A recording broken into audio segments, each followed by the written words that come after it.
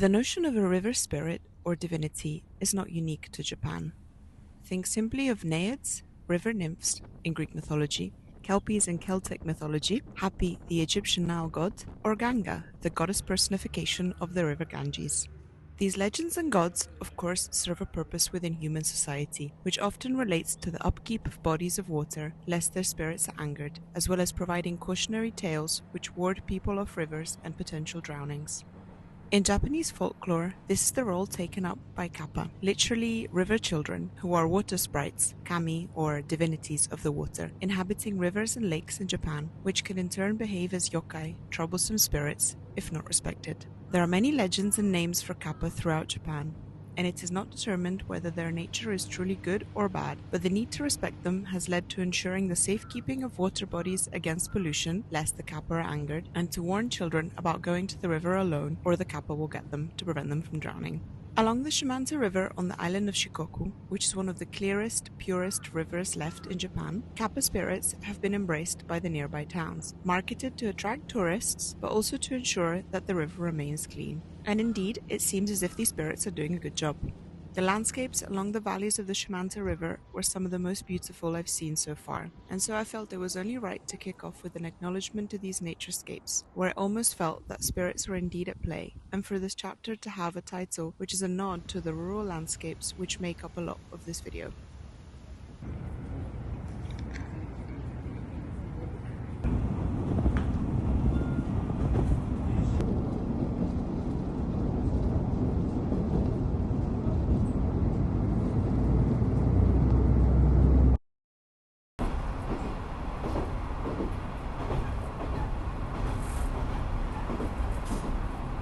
Of course, you could say, a river is a river and a mountain is a mountain. We have those everywhere. And that is true. But taking the local trains in Shikoku felt special, with the wide windows letting you dive into the underbellies of river valleys and nearby countryside, or gazing down at the Pacific Ocean at sunset. It was kind of amazing to realize how the technology of this mode of transportation and the nature around it could come together so well, and that the train could fully immerse you within the more natural landscape.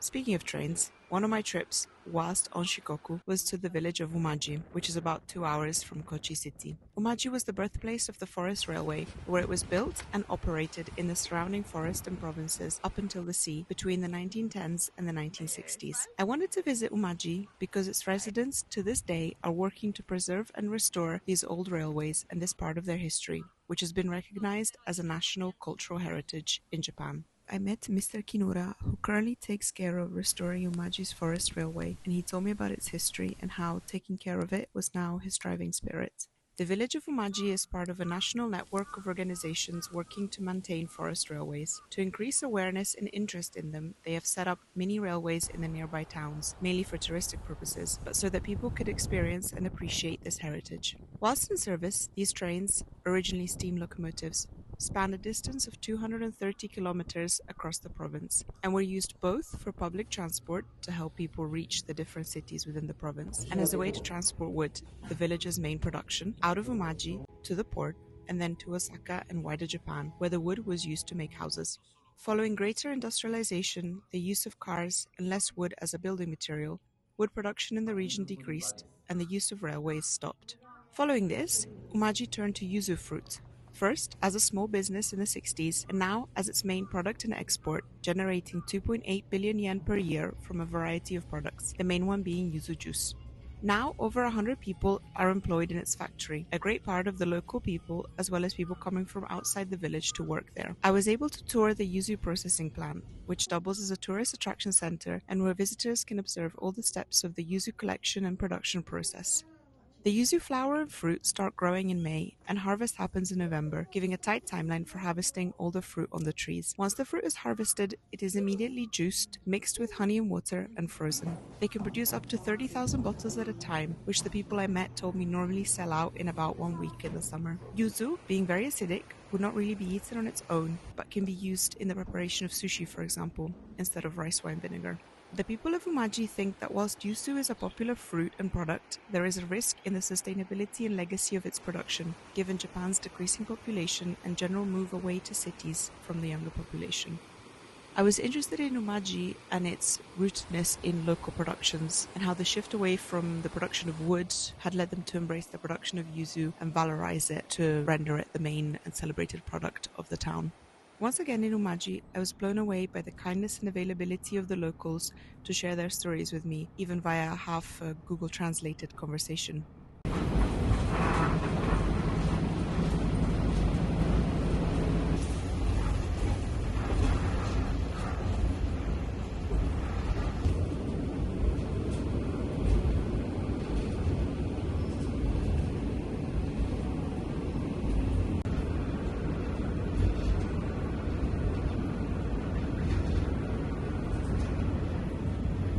The spirits/divinities in rivers that I mentioned at the beginning help also to link to another important theme of my time on Shikoku, which was spirituality, as the island is known for the Henro pilgrimage, a journey through 88 official temples and other sacred sites where the Buddhist priest Kukai, or Kobodaishi, is believed to have trained or have spent time during the 9th century.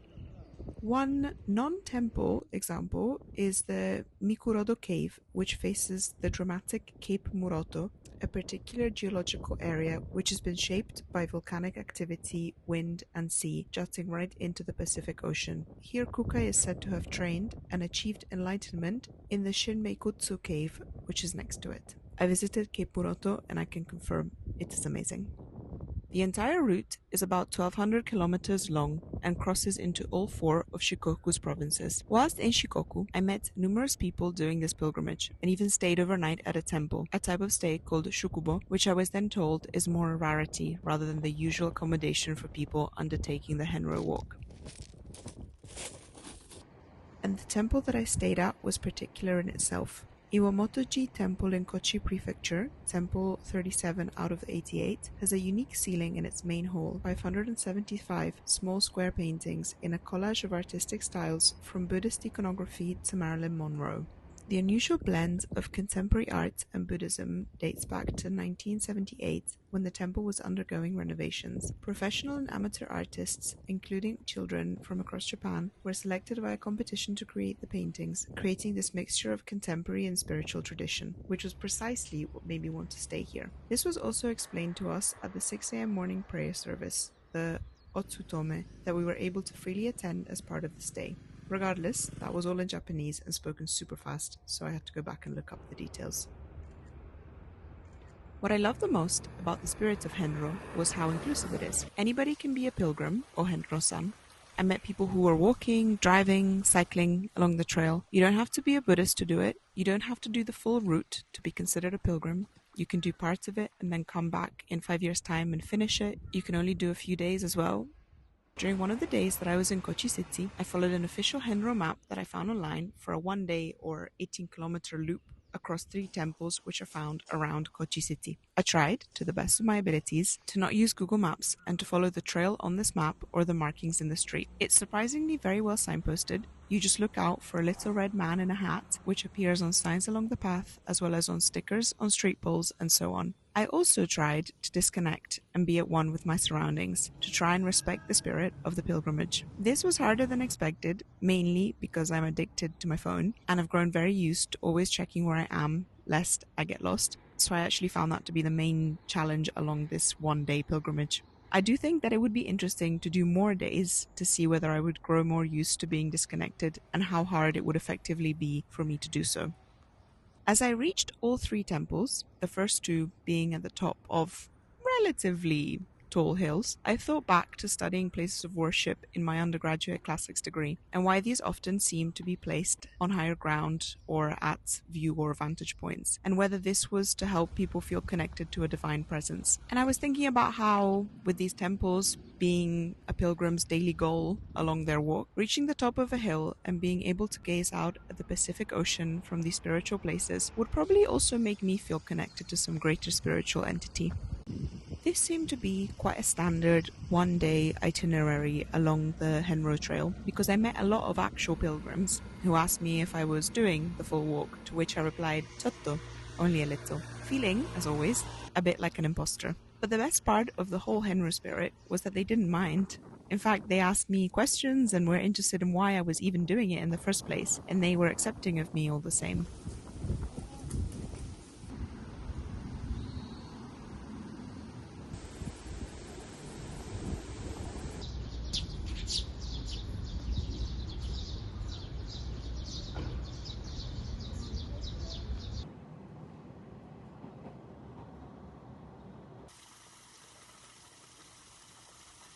A prevalent theme to my time in Shikoku was in fact one of preservation of heritage and tradition interspersed with contemporary life. Whilst in Takamatsu, I visited the open-air museum Shikokumura, where you can see traditional Japanese houses from the Edo period, so 1600s to the 1800s, from all across the island, as well as reconstructions of what are deemed to be important pieces of Shikoku's intellectual heritage. For example, means of processing sugarcane, or a replica of the Iya Valley Kazurabashi, or vine bridge, which displays weaving techniques still used by the locals in the region in order to repair and rebuild the bridges. What was really interesting about the buildings in the village was the fact that, in order to preserve these houses, and seeing as they could not be plucked out of the ground beneath them, they were deconstructed and then later rebuilt using the same exact materials in Shikokumura. In this museum, I also found my favorite yet expression of what I am trying to encapsulate with these videos, of why the past matters. I'll share it in the video. It's a quote by Teiji Ito, an architectural historian, who claimed that these folk houses are the ID cards for the region that they belong to, and encouraged to look to ancestral life to find the meaning of happiness. What was also really cool was to find small contemporary art installations interspersed within the village itself. Amidst these historical reconstructions were parts of the Setouchi Triennale 2025, creating a direct confrontation between old and new, brought together by the natural landscape. The Setouchi Triennale was one of my main motivators for coming to Shikoku and Takamatsu in the first place. It is a contemporary art festival held every 3 years on the islands within the Seto Inland Sea, now spanning 17 participating areas, and divided into spring, summer, and fall sessions. Launched in 2010, it is one of Japan's foremost international art festivals, attracting about 1 million people from Japan and overseas. The Triennale's aim is to revitalize the Seto Inland Sea region, where people lived in harmony with the natural environment, and to transform it into a sea of hope.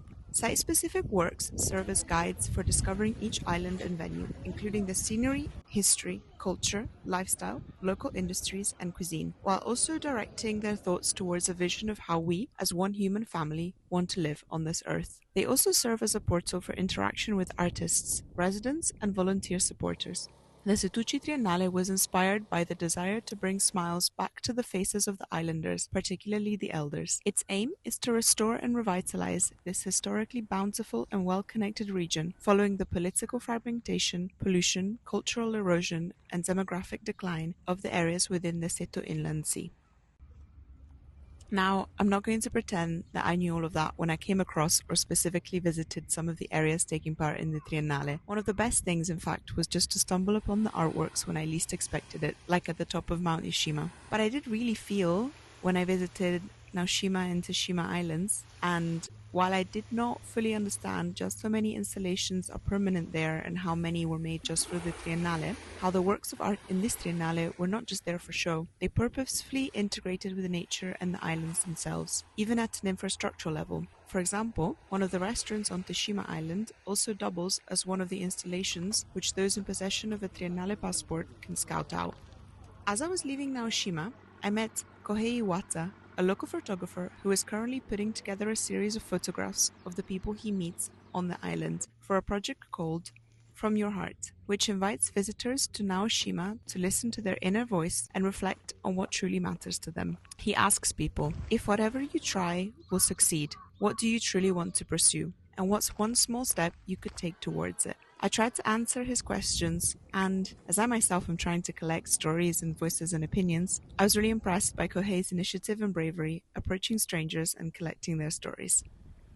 I actually had set out to visit Teshima before finding out about the Triennale at all, because I especially wanted to visit the Archive du Cœur installation by artist Christian Boltanski, which permanently houses recordings of the heartbeats of people throughout the world since 2008. I cannot take credit about finding out about this artwork though, as I first read about it in Laura Imai Messina's book L'isola dei battiti del cuore. This is a collective artwork, a database of willingly given heartbeats, and an installation where you can hear one heartbeat playing at a time and have the chance to record your own. If I'm not mistaken, the installation has also traveled. I looked up Italy in the database and it gave me a set of recordings which took place at the Hangar Bicocca in Milan. And weirdly enough, even though it was years ago, I found myself looking for names in case I might recognize someone from the list. The archive is located at a tip of Teshima Island on the beach, and it feels very removed from the world. No photo or video is allowed inside, but the installation experience of being immersed in a room with a stranger's heartbeat was very significant. It makes you think about how, when you record your heartbeat, from that moment on, no matter what happens to you, the sound of you being alive will be kept for others to hear, and they will never know you or how you are or whether you are alive or not. All they will know about you is the sound of your heart. On Teshima, by the same artist, you can also find the Forest of Whispers. Well, it has a French name, but I'm not going to pronounce it. This consists of wind chimes with people's loved ones' name written on them, placed amongst the trees deep in Teshima's forest. Once again, this is a participatory installation because any visitor can add their loved one's name to the forest. The installation itself is almost an optical illusion. You don't see the chimes very well against the trees, which completely take over. But if you're very quiet, you can hear them. And again, it's interesting to think that leaving your loved one's name in a forest could be a way to show your love towards them.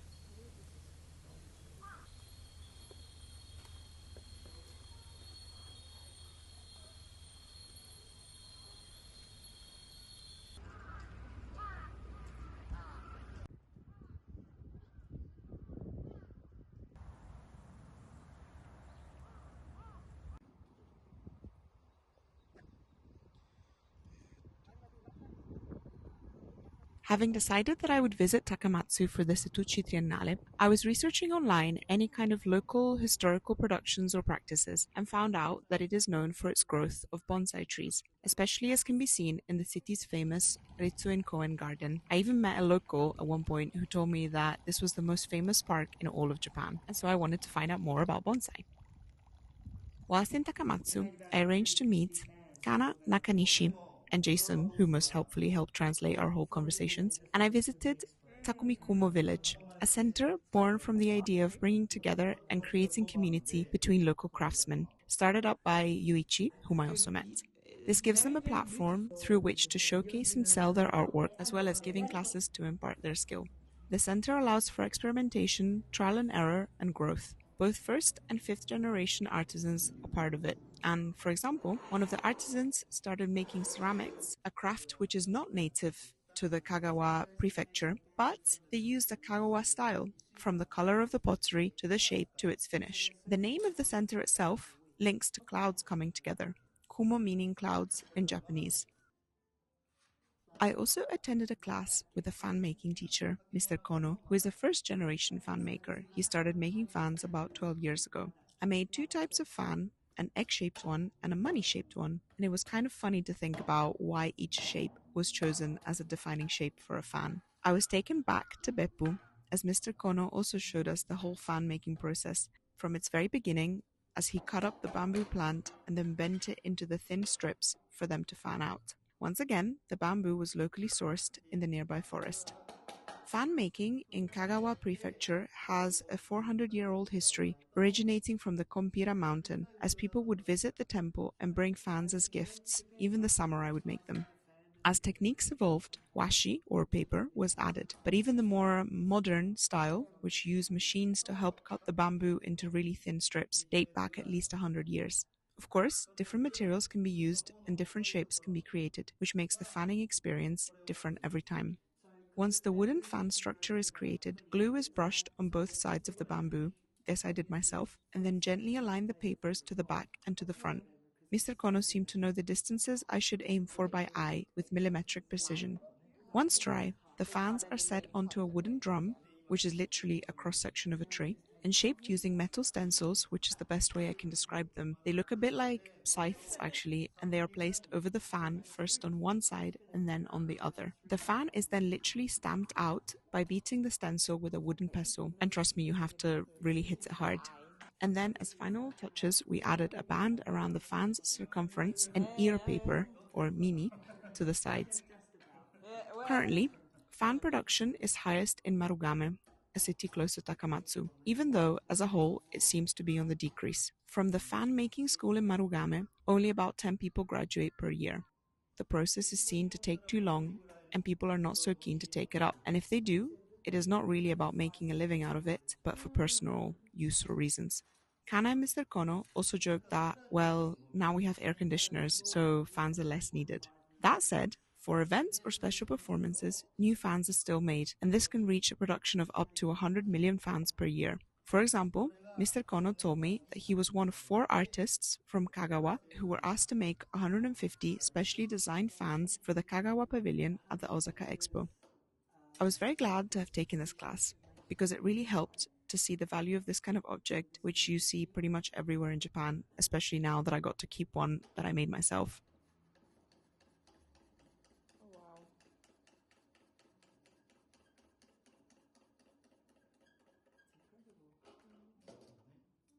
The first part of the visit was to their bonsai nursery and garden, where I learned more about the process and timelines of growing and shaping bonsai, which are surprisingly very long. Or maybe not so surprising. Kana first showed me a teeny tiny plant and had me guess how old it was, which obviously I got wrong. It was 4 years old. To start with, pine cone seeds are taken from forest trees and planted in the nursery, which is actually a rice field, but isn't the name nursery so much nicer to think of? And grow there. Every 5 to 6 years, they are taken out. Their roots are trimmed and replanted, which allows for better growth and prepares them to be moved to a pot eventually. Then, when they are between 20 and 30 years old, instead of having a quarter life crisis, they are transferred to pots, where they are then cared for. Whilst in the rice field, the trees do not need much watering thanks to the rain and being able to draw in water which flows down underneath from the mountain through their roots. But when potted, they need frequent watering, 2 to 3 times a day in the summer. The trees are actually physically touched only 2 times a year. Once when they are trimmed, and then later on in autumn when the dead pine needles are shaken off. I was actually able to see Yuichi trimming a bonsai tree when I was there. Kana told me that 20 to 30 years old is a good age for selling bonsai. However, selling is not always easy due to their pricings and the long export processes. Bonsai coming into Europe have to quarantine for 2 years. In this time, they are checked for bugs, and in some cases, the soil has to be fully removed. Every country has different rules. In their garden, they have up to 200 and 300-year-old bonsai. Some were taken from Kana's family from the mountains, Yamadori, which means from the mountain. There is something to be said about seeing a very small 200-year-old tree, because it comes with the knowledge that across generations, people have been responsible for its nurture and health after it was plucked from the mountain, and that a father or mother, as one of the things that they would have to do, would be to ensure that their children would look after the bonsai. For example, Kana said that her husband is a fifth-generation bonsai farmer. That is a particular kind of responsibility to grow up knowing that you would have.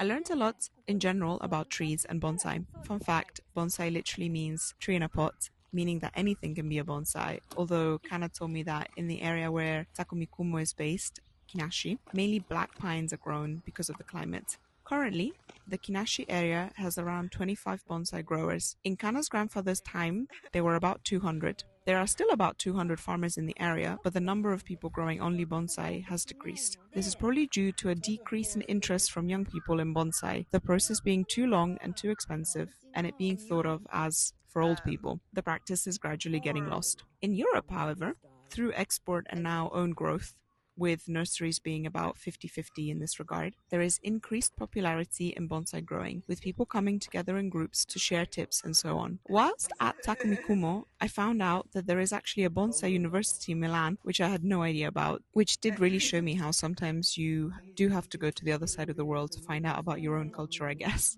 Kana told me that to share knowledge and practices for bonsai growth, interested people have come from Europe to Takumi Kumo and vice versa.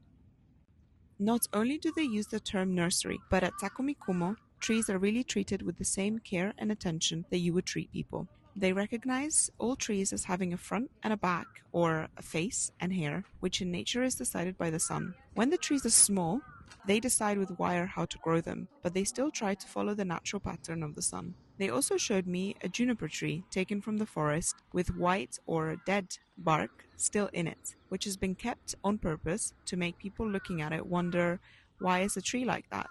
Why is there still a dead part attached to the alive one? What does it mean? As part of the visit, Kana had prepared for me a traditional Japanese welcome space, a tokonoma, a kind of altar which used to be set up for guests about 300 years ago. Nowadays, the practice is too time consuming for people to keep doing so. This consisted of a bonsai, chosen especially for me, a Buddhist word, also chosen specifically, and for me they chose buji, which means to help relax the mind and the soul from work and so on, and to absorb the experiences of the trip, as well as an ornament, which here was a rock, because they told me that in Japan, you would always give your guests an odd number of things, never even.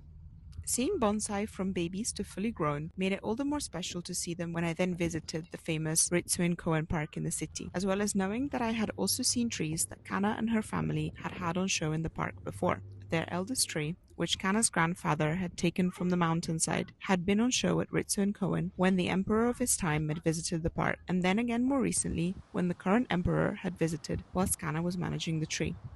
It was a tree outlasting generations.